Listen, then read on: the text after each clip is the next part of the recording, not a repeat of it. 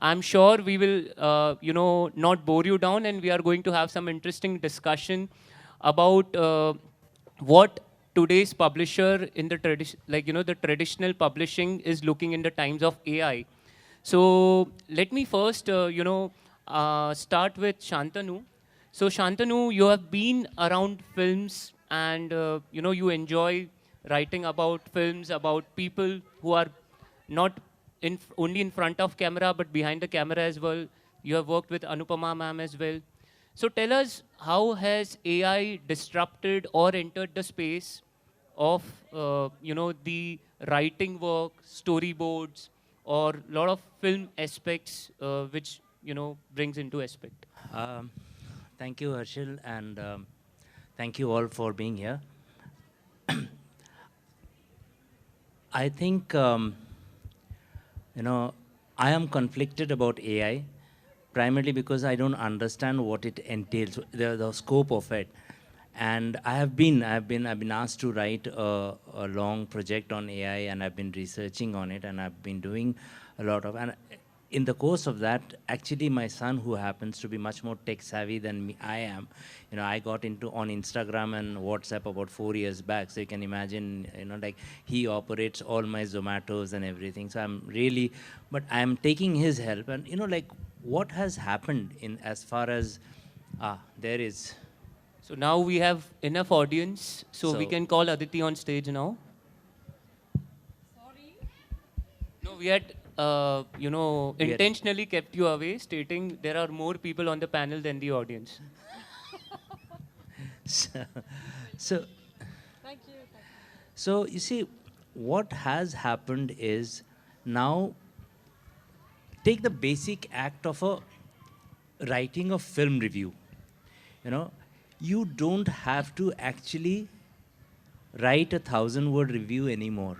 If you are so inclined or disinclined, if you have hated animals so much that you don't want to write about it after 3 hours and 20 minutes of it, you can actually put in your basic 10 words premise in the thing, and I've asked my son to do that as an exercise, which I'm putting in my essay on AI. And it turns out a very basic and a readable review, which I wouldn't know if I put out, would be any worse than the other reviews I write, or any worse than a review by some of the big names like a Uday Bhatia, or like turns out the grammar is fine, the content, because I've given the basic parameters कि अच्छा animal में मुझे ये बोलना है, 5 चीज़ें बोलनी है. And most of our film criticism is very basic criticism. Cinematography is good, acting is bad, this is there, and that's it. With something like Animal, you just add a few more misogyny and whatever, and you get the review. Basically, you get that. But AI does that. So what that means is, anybody, the frightening aspect of it is that anybody who has the tool in hand can actually churn out, and you are rendering the last breed of critics, the last breed of analysts out of business. As it is, and it's been an evolving process, like there was a time when long form essays on cinema used to be, or a long form essay on literature used to be a regular feature in. Now I am told, even by the leading magazines, don't exceed 800,000 words, or one scroll of the mobile, because people will not read. So that is where I'm coming from when I say AI frightens me. We'll talk about it. It's rendering these aspects quite, publishing, of course, we'll discuss what's happening. And I have actual first-hand information of something that I know instinctively from my study of what AI generates. I have seen a whole manuscript coming to me, which I know chapter by chapter has been generated by AI. Because every time you ask AI to generate an essay on something, and I've asked my son to do that for a number of these assignments that I'm doing, they may be differently worded, but the structure, the way it appears, it's all very similar. You can make out, if you are looking at it, paying attention, this has been generated by AI, and this has not come from any human intervention. The only human intervention would have been to feed in those points, you know. So I think that's where we are getting.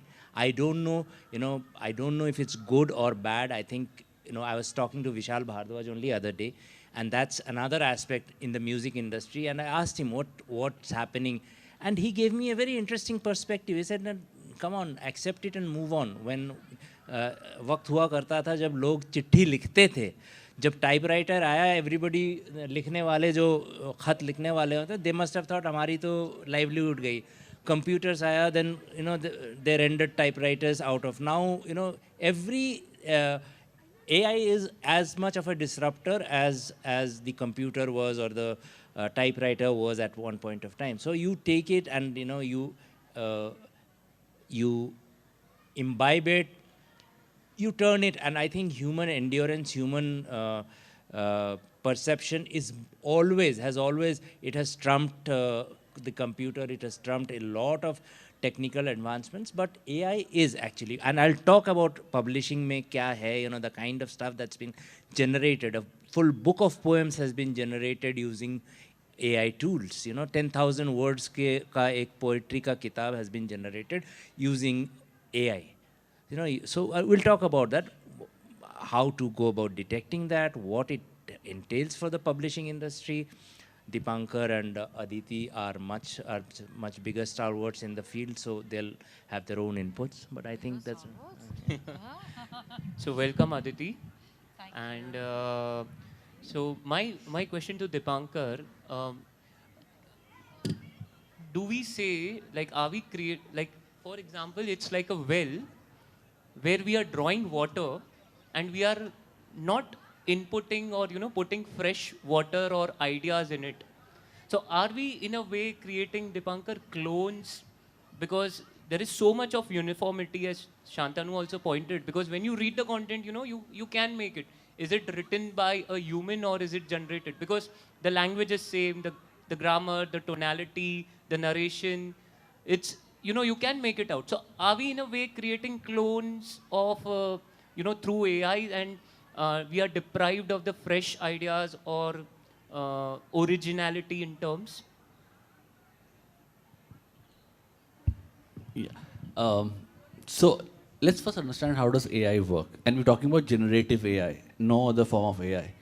So generative AI is built on something called a language learning model, which will scout the entire internet, okay, read through whatever is available, summarize, assimilate, and throw back an answer to you, right? When this happens on all data available on the World Wide Web.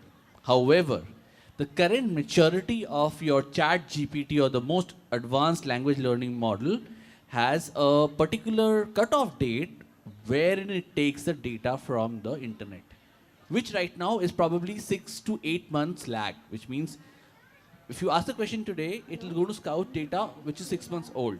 Over time, this will be real time. Okay, now as you build your data crunching capabilities, it will become real time. The day it's real time, this problem will be solved, that whatever you input, so whatever goes on web will come out as an answer immediately.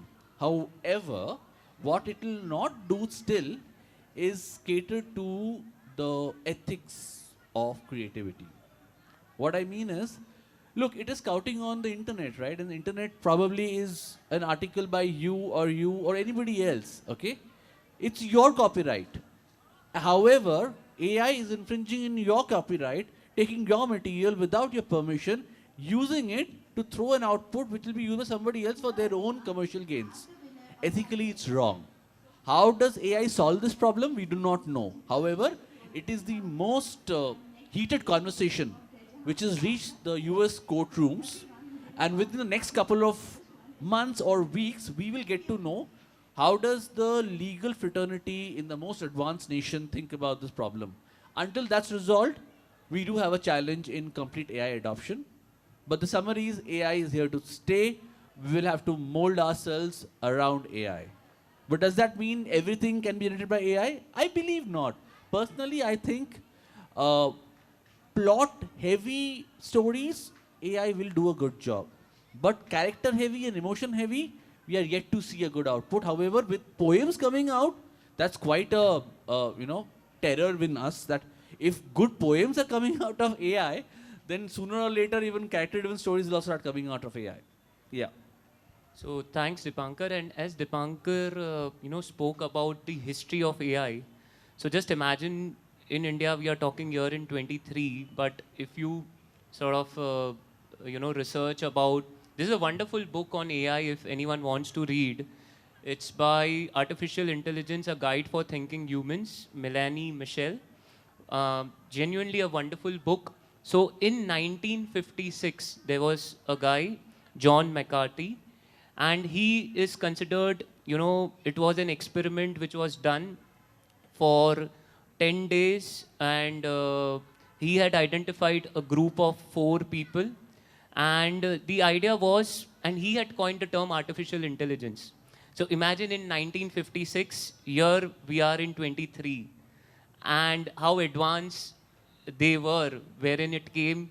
And even in 2014, Stephen Hawking has said, he has said, like, if AI will develop to full extent, it's the death of, sort of humanity. So imagine what AI can do. So it's a tool basically, although, but it's sort of taking the space in our lives as well, which we cannot sort of ignore.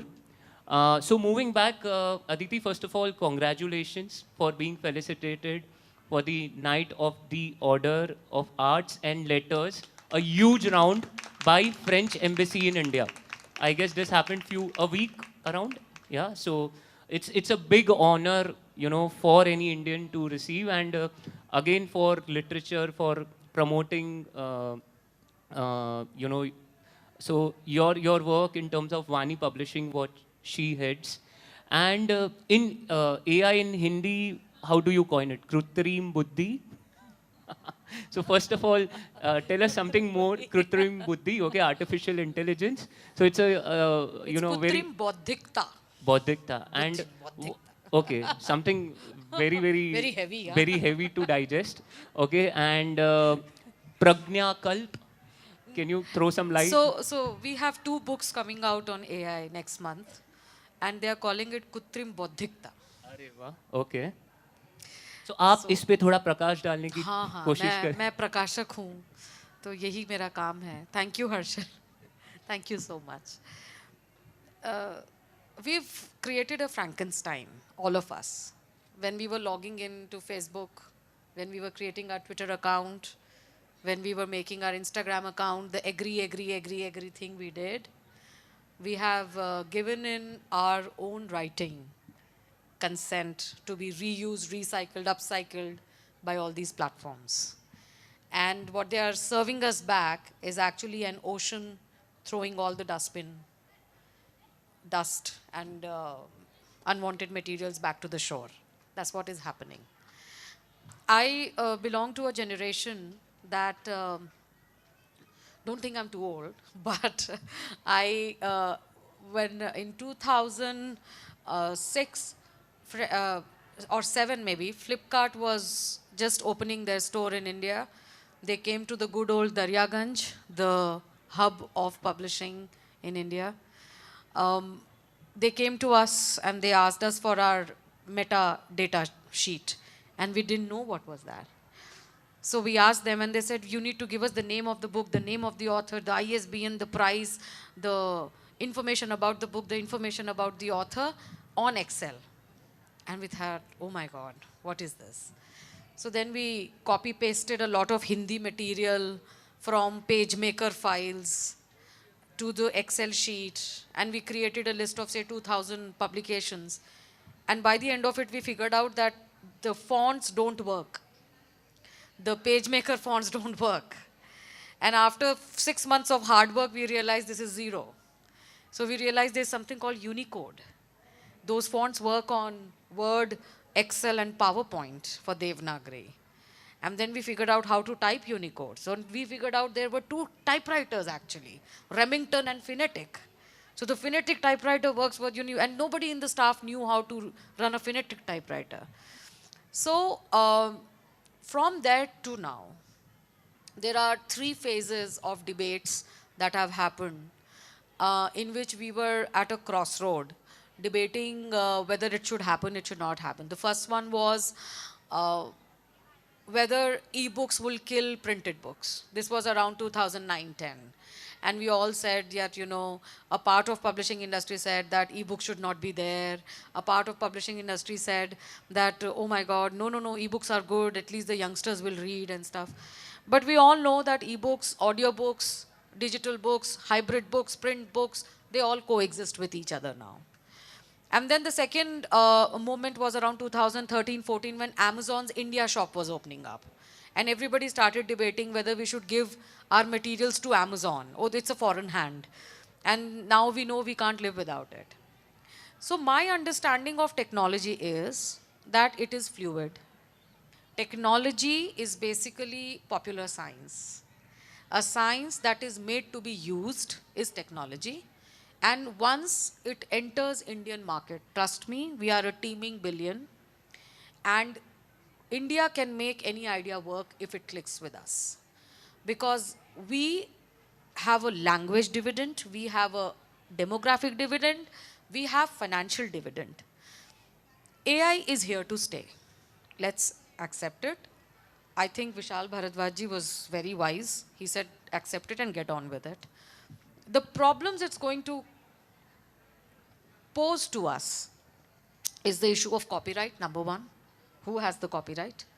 Is that the person जिसका ChatGPT account है, copyright उसका है?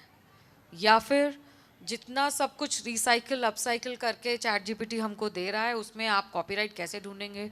By the way, I'm also the publisher who's already done 5 covers from AI already. For example, for a book, we needed to find out Chola and Maurya empires insignias because we were not able to find it anywhere on internet. No art gallery was authenticating that certain insignia, certain face of the ruler was actually Chola Empire or Mauryan Empire ruler or insignia. ChatGPT did that for me. And then I showed it to a historian and they said, yes, but it's in the British Museum. I said, that's a chore bazaar. And ChatGPT got it from me with some upcycling here and there. Thank you. You're comparing Chor Bazaar and ChatGPT, I love that. They are going to be They are a modern Chor Bazaar. They're the modern chore bazaar.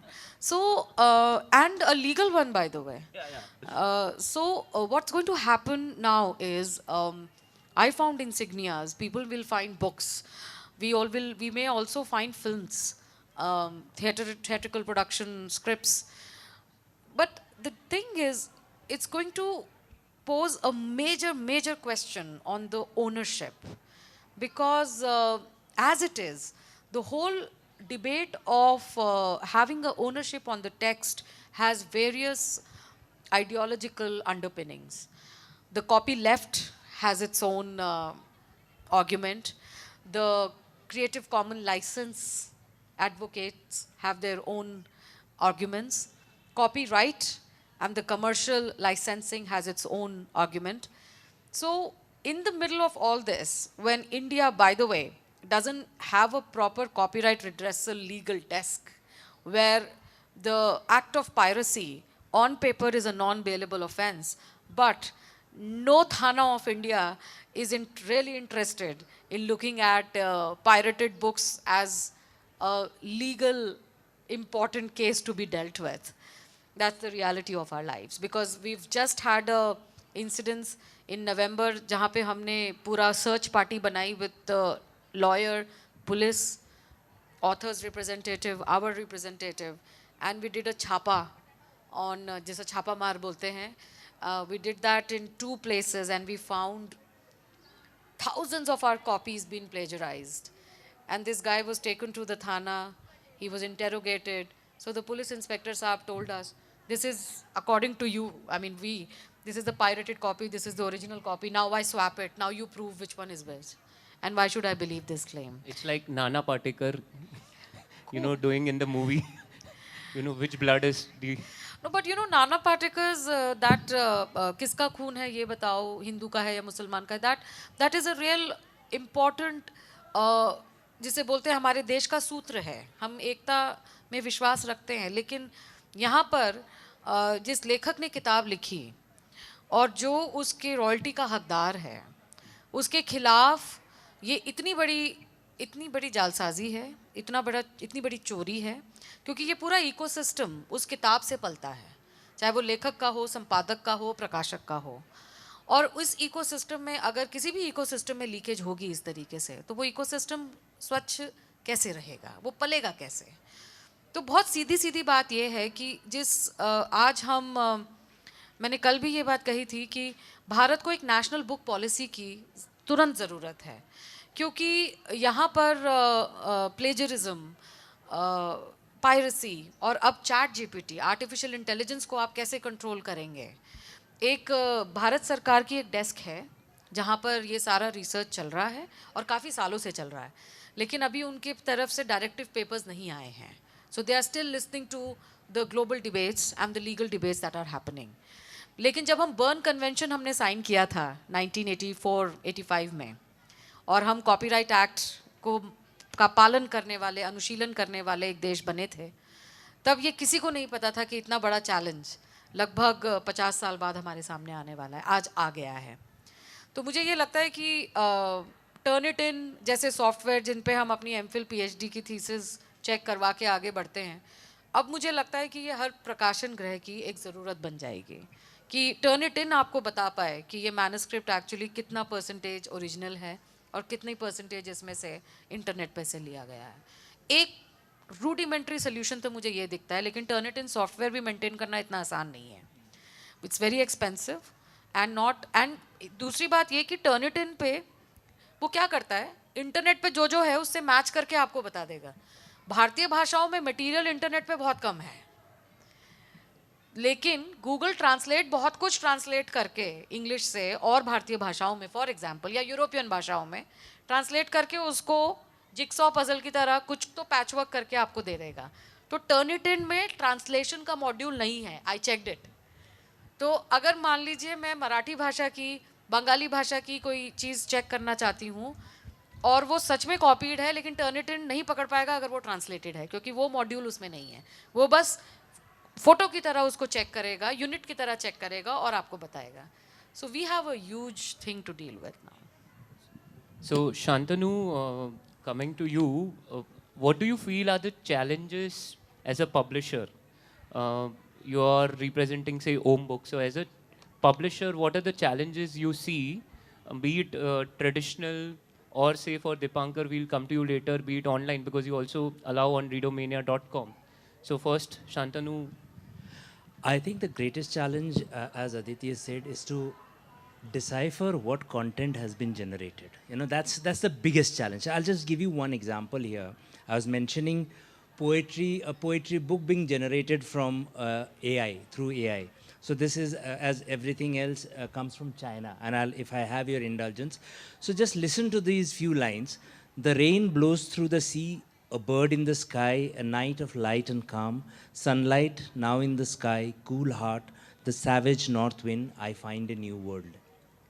This is a poem by all means. If I were to read it from a submission, I wouldn't know whether this is original, this is AI generated. If I were to receive something like this or 100 poems like this, I'd probably take it on, because it's where now I know, because of my studies here, like this is AI generated. There's this thing called Cheers publication, which has brought this out. Cheers publication. The AI on this thing was generated 10,000 poems in 2,760 hours. Can you imagine? 10,000 poems in 2,760 hours, of which 139 were selected and published in the book. For the purpose of this, the AI had to go back to all modern poetry dating back to 1920 and come up with their own, with this exercise, if done by an individual, would have taken 100 years to do. You know, a poet like, I know, for example, Gulzar Saab spends weeks on one poem, and here is somebody who has done 10,000 poems in 2760 hours and come up with lines like this, which are perfectly legitimate. Dipankar, if I'm sure you publish poetry, if you were to receive a poem like this, you would have probably say good poem. Absolutely. Yeah, so that is the biggest challenge, I think, like, like, as I said, I've recently come across, all of us know about ghost publishing. Author does not have the time or the capacity or the ability to write, get somebody else to do. Now, here was a book that we were doing where, okay, ghost publishing is all right, you give the author the money and all of that, somebody does it. But when the manuscript came in, and because I was doing a lot of these chat GPT searches, give me an essay on Naxalism in India, give me an essay on the benefits of sports. So I had become aligned to the kind of stuff that AI throws up. The kind of section breaks they have, the headings they have. And chapter after chapter of this book, I could say, I had nothing to prove. It was just instinctive from my understanding of AI generated stuff for 6 months that chapter after chapter of the book was generated by AI. The headings, the subheadings, the weights. So it's a book dealing with mental health issues and not one personal comment or, like, so if I'm writing on mental health issues, I'll have my own examples. I'll have examples of people around me. Nothing. And the author is saying, okay, this is done. This is what. And, like, there are compulsions within wheels, you publish. Because I have nothing to say that, no, this is not generated by you, except for my instinctive understanding that this is solely AI. So that, and we will publish that. Like, if a publisher gets that, we'll publish, a publisher will publish that, and probably also have a good selling, like, okay, handling depression and issues like that. So it's a huge. So Shantanu and Aditi, I actually this has been going on in my mind for quite some time. So what is wrong with this is a question I am not able to answer. Apart from the fact that if I'm legitimately able to qualify, attribute to AI, and there is a legal framework and a creative framework that AI is able to attribute to all the sources, this should be right. But the problem is that we have created a monster without any kind of framework to manage it. Who uses AI in what form to generate what creative output is now completely out of control, right? So this problem will keep on happening. So as an industry, we will have to find out what are the legal boundaries, frameworks, what are the creative copyright boundaries and frameworks, and what are the ethical boundaries and frameworks in which we can use AI for a better tomorrow. We have no way to escape it. And we, as Readomania, also started getting umpteen online submissions where you can read and know this is a AI-generated story. In fact, we have one account on our Readomania platform which is completely AI-generated and does decently well short stories and poetry on a regular basis. So we now know there's no escaping this. The only thing to be solved for is that my ethics says I cannot attribute that to the original writer. I know it is not that, as Aditi mentioned, it is not the ChatGPT owner's work. It is somebody else's work that AI is using to attribute to this ChatGPT owner. As simple as that. How do I solve for the problem? I don't know. Do we have to solve for the problem? Yes, absolutely. Yeah, like, for example, coming to cinema, one aspect of cinema that's getting totally given over to AI and doing away with one whole branch of people is the storyboarding. Like, it's becoming more and more, like, you just have to feed in a few parameters from the script or your screenplay, and the storyboard will come for you. Yeah. So just imagine, again, nothing wrong with it. Like, if it's solving your problem, if it's creating something for you that you can go back to. But imagine, and this is, of course, romantic in its idealism or whatever you say. Satyajit Ray's Pother Pachali sketchbook, is a work of art where he made the film out of sketches. The whole film was made out of sketches he generated. Now, if that is rendered irrelevant and something called impersonal, called AI, starts generating. I think that's a huge, as I said, it's a romantic notion of art and what its function is, but I think that's a... Sorry, I'm just interfering again. And Aditi, I'm taking 1 minute more. I'll let you talk on this. Our generation thinks so. Younger generation does not think so. For them, they'll start with AI. So give it a few generations, this entire romantic idea of probably humans creating books will go away. You never know that. That's very terrorizing for us to think now. But that could be the future. So it also raises a question, at least to our minds, like who's the original writer, and the whole idea of owning that piece of writing, the originality, or being an writer of that original piece of work. Like, say authors are here and we could proudly say this work is written by me. So where there is no ownership, there is no, and in a way, if we think, we are not sort of utilizing our minds, because we are always pressed for time. We are always in a hurry. We want results to be there quickly. So in a way, we are so much dependent. Like, we are okay with, getting away with the creativity, getting away with the whole idea of using our brains, or the muscle power of our brains, and using ourselves rather than depending on the data which is feed inside, the computers. So also, there was an interesting experiment, because you spoke about cinema. So the John McCarthy, he had also created an experiment wherein it was called EMI, like Experiments in Music Intellectual.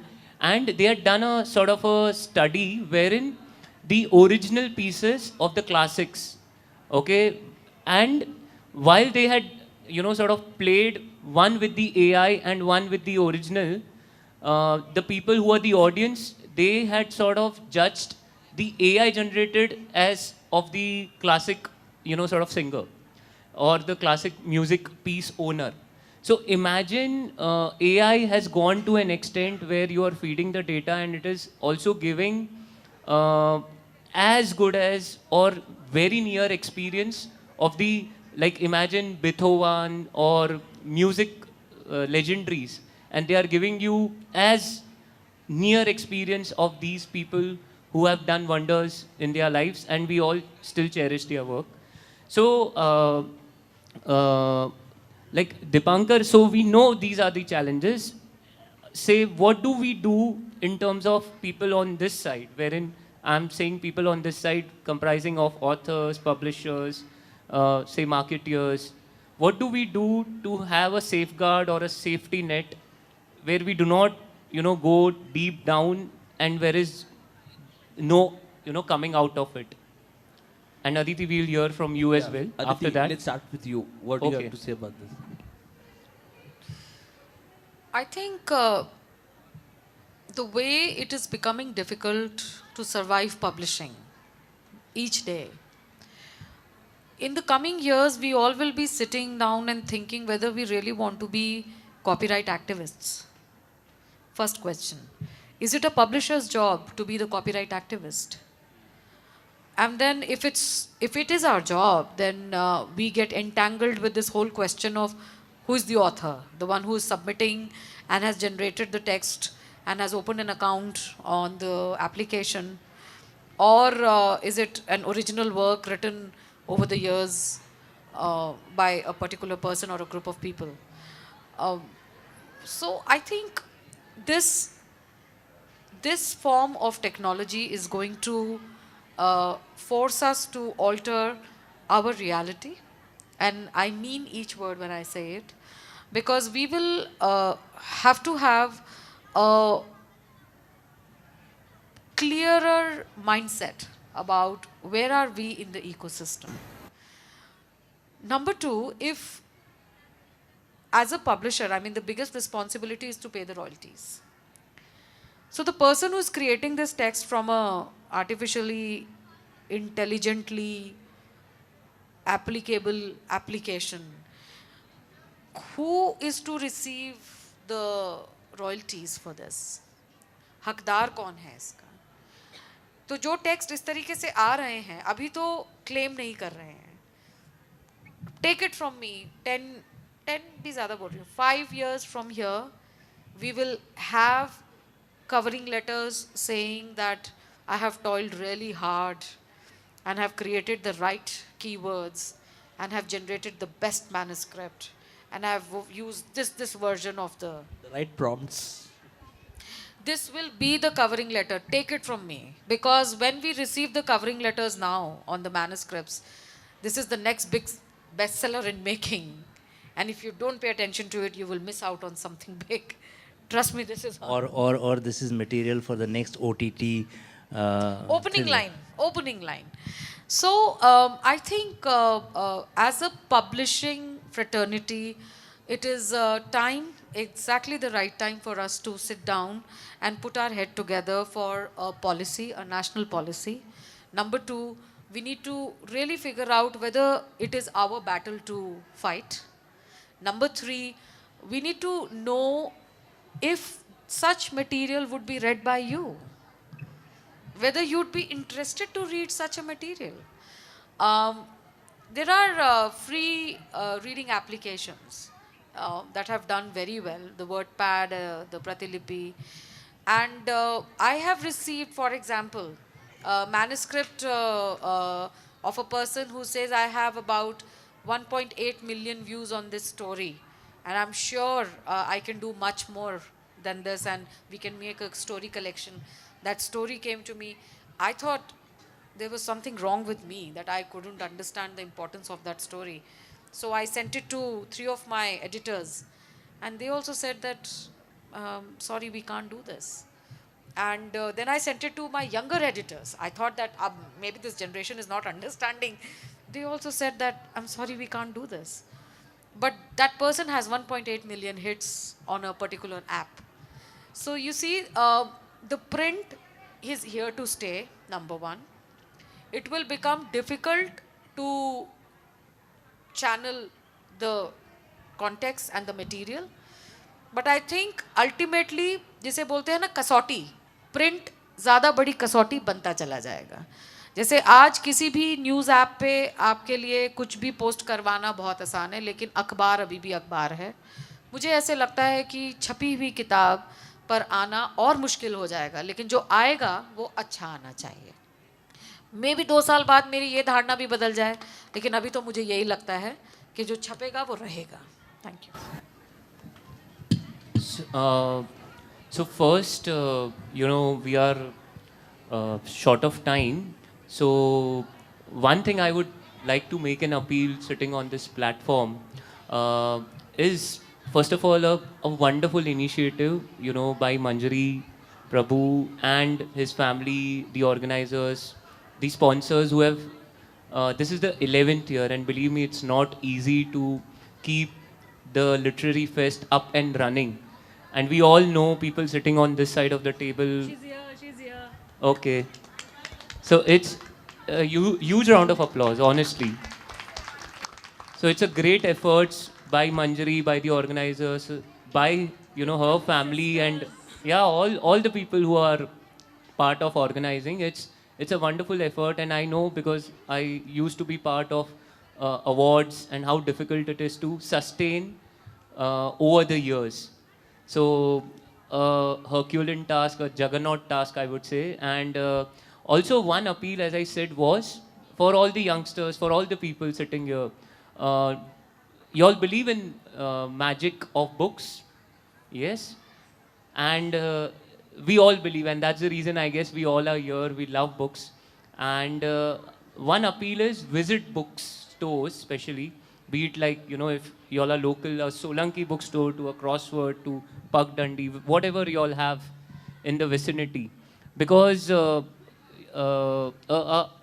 there's a wonderful saying, a house without books is like a person, I wouldn't say man again, because then the feminist would get object. Okay, so A house without books is a female, is something you can say? a person without a soul. Much better? Better. Yeah, much better. Don't offend anybody. That's what I was saying. So we shouldn't offend anyone. So the whole idea is do visit a bookstore, okay? Because it's not what you discover a book, but sometimes it's the other way, and the books really has power. It sort of, lures you towards it. And so it's not you discover books, books discover you. So for that, at least you need to visit a bookstore and be discovered by a book as well.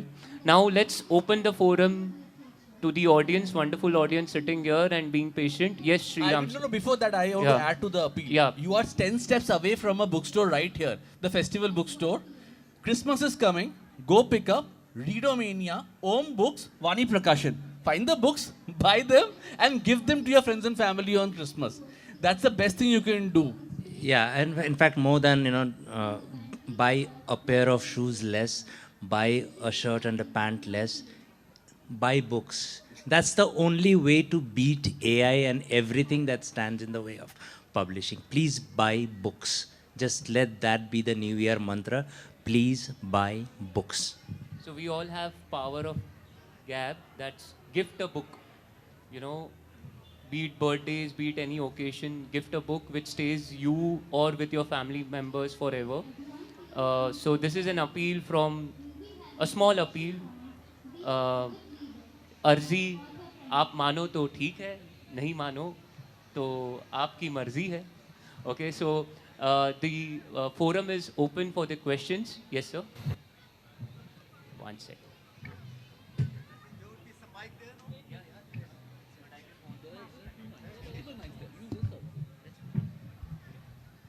Well, I think I'm here purely by chance because I was supposed to come in the afternoon, but this particular subject, are you getting me? This issue is extremely important. It looks to me. I'm an ex-police officer. My name is Amod Kant. And two of my books, Bloomsbury published, that is Khaki Industry Storm and Khaki on Broken Wings. You might have seen it. It's lying there, my books. Now, in fact, a person like me who has been through the hardcore experience of policing, investigation, violence, and whatnot, maybe about 50% of my book is entirely what I did. I mean, it's a purely work, very difficult times. Cases like Rajiv Gandhi assassination, Lalit Makan's killing, General Vaidya's killing, you understand those cases. November 84 riots, Indira Gandhi assassination. So whatever best I could get out of my experience, number one, whatever best could come out of the court proceedings, number two, whatever I could gather from the contemporary media, number three, became the basis. And my own emotions, my own thinking. I didn't think like a policeman then. I thought like a person. That was the way I looked at it. Subsequently, other book is also like that, except that we are deep into examining the criminal justice system of India in my second book, which is becoming very relevant because, 3 bills in the parliament. Now, this is the background, no issues. But now some of the articles which now have been writing recently, with JNU became partner and some other academic organizations, I think they did a good job. I'm just trying to bring you to the point that this entire business of chat GPT and artificial intelligence, it clearly violates the laws. I'm very clear about the laws I am talking about. You guys know better than me, perhaps. I mean, whether it's Copyright Act or it's piracy or it's anything else. Well, I have dealt with that. What you said, I must have organized, one doesn't know, 1,000 raids to get the books for publishers, not for myself then, because I wasn't a writer then. The point I'm trying to make that, isn't it chat GPT type or artificial intelligence is directly violating the existing framework of law? It is directly violating, in my opinion, because see, whatever is taken away from somebody else's writing, somebody else's thought, and brought into some work of art, some creative work or a book or a film, as you mentioned. I think it's a very clear violation of the laws. Why isn't it being challenged? I mean, the publishers, authors together could challenge it. No, because, just one more.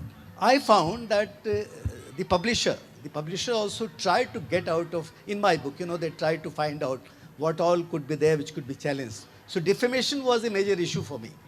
Because hundreds and thousands of characters came and I wrote about them and defamation could be there. My publisher was hugely concerned about defamation. But my publisher, Bloomsbury, wasn't really concerned so much about it because I hadn't written those kind of things. Now I propose to write interpretations, analysis. In those areas, you know, the material already in the public domain, which comes out through AI or Chat GPT, will become very important for me. How to combat it in the given framework? I am just asking a question. Okay. Aditi, please answer that. But I think the reason, primary reason for not publishers not actually pursuing this very actively is the gray area of it. I think, you know, the most And of it's us not are. our, so it's not, we are not activists, as Aditi mentioned earlier. We wouldn't, No, somebody. but sir, if you look at the way AI functions, जितने हमारे social media apps हैं जिसपे हम रोज कुछ ना कुछ लिखते हैं, स्टोरी शेयर कर रहे हैं, हिंदी में लिख रहे हैं, इंग्लिश में लिख रहे हैं, सभी भाषाओं में लिख रहे हैं, वो सारा मटेरियल हमने जब उस ऐप पे हमने साइन अप किया था, हमने अपने कॉपीराइट्स उस ऐप को दे दिए हैं. So there is no gray area. What ChatGPT or other AI tools are doing is absolutely legal because we have given the rights to these apps from which they are picking up the stuff and recycling it and giving something new to us. They have the right over our materials. So हर 6 महीने में मैं देखती हूँ एक campaign शुरू होता है जब लोग लगा देते हैं कि मेरा ये पोस्ट निर्धारित करता है कि फेसबुक के पास मेरे चित्रों की कोई रूपरेखा या कोई राइट्स नहीं है. कोई फर्क नहीं पड़ता. आप ऐप पर हैं, आपने फोटो अपलोड किया, वो फेसबुक का हो गया है already. It's there in the terms and conditions. When By we the say act agree, of agree, using agree. it, you have agreed and consented. Yes. If you have seen Black Mirror's this latest season, the first episode, I'd highly recommend each one of you to please go ahead and watch it. It is scary, but it is true. What is happening with us right now is a generative reality. The way Cadbury did it in the Diwali campaign, where anyone could be a Cadbury star with Shah Rukh Khan. So this is AI generative. Each one has a Shah Rukh Khan in the pocket now. So what does it take to be Shah Rukh Khan? It just takes one app and one uploading of picture on Cadbury, and you have Shah Rukh Khan for you and for your brand. So they may call it we are supporting small scale businesses, but then Amitabh Bachchan ji की आवाज तक पे उन्होंने अभी copyright The उन्होंने claim किया legitimate है. form of deep fake is this. Is this so?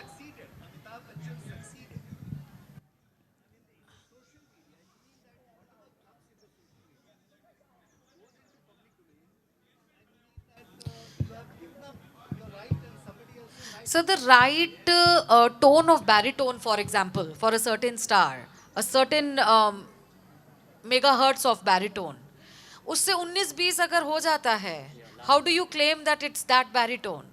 But we can still understand what is that baritone. Absolutely. And also on your point, by the fact that you've put it on social media, you've shared the copyright with them. You've not given it up.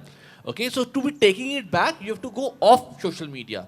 So you can only go back and tell Facebook, you lost copyright by not being on Facebook and deleting everything. That too, they have a backup, a cache, that can be used for AI for 6 months. That's again in your agreement with them. In August 2022, actually, there was this competition in the US. It's a big case now, where a painting, an artist, a group of artists came together, and so this artist won the competition. And at the winning function, he announced that this is not my work. I have used AI to generate this whole painting. So what are we talking? He has been awarded. He just showed up the organizers in the wonderful light of actually awarding a AI-generated work. Yeah, so we have My last question. Yes, because our next guests are already have Sure. been here. So 4 years from today at a Lit Fest, you run into an AI tool author who sits with you on the panel, who it has written a book which you love, and it says to you, "Good morning." How would you respond to it? All 4 of us will be AI-generated.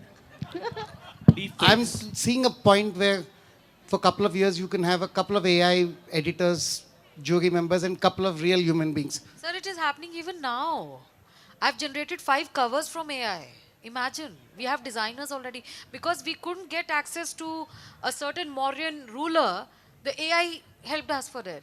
ये तो मैं ethical कर रही हूँ और मैंने किताब पे लिखा भी है कि ये किताब का अंश, कवर का अंश हमने यहाँ से So, लिया है. Sriram, the next level technology is But then, hologram who is going to- format of yours. So you can Yeah. create your own clones in Yes. hologram format, give it your personality and traits using AI, and you can be in multiple places at the same given time and yet be aware. So that's the next level of AI. And everyone will be holier than thou. More. It's going to get worse in the last 5 years. Trust you me. For good reading, go and find out why Sam Altman was thrown out of his board and he came back. If you understand the case study, you will know what's happening to AI. Okay, thank I'm you. sure you do, by the way. So, I'm sure you do, by the way. Yeah. so for more questions, please meet, the panelists in person. I would request because we are short of time. There was a classic case of Krish, Kestanova as well, wherein she had applied for copyright and then the copyright was given. Then she announced the next day, like the AI generated image, so the imagery what she had used was AI generated. So the next day the copyright, this happened in US, they had to review it and they had revoked the rights for it because they said we can only give the copyrights to human and it cannot be given to AI generated tools. So that was a classic case study which happened. So for more questions, thank you once again for wonderful audience, and thank you once again for all the panelists for giving us insights into the mind of AI. Okay, humans getting into the minds of AI. Okay, and once again, thanks to PILF, Manjari, all the organizers, and all the coordinators as well. Thank you once again.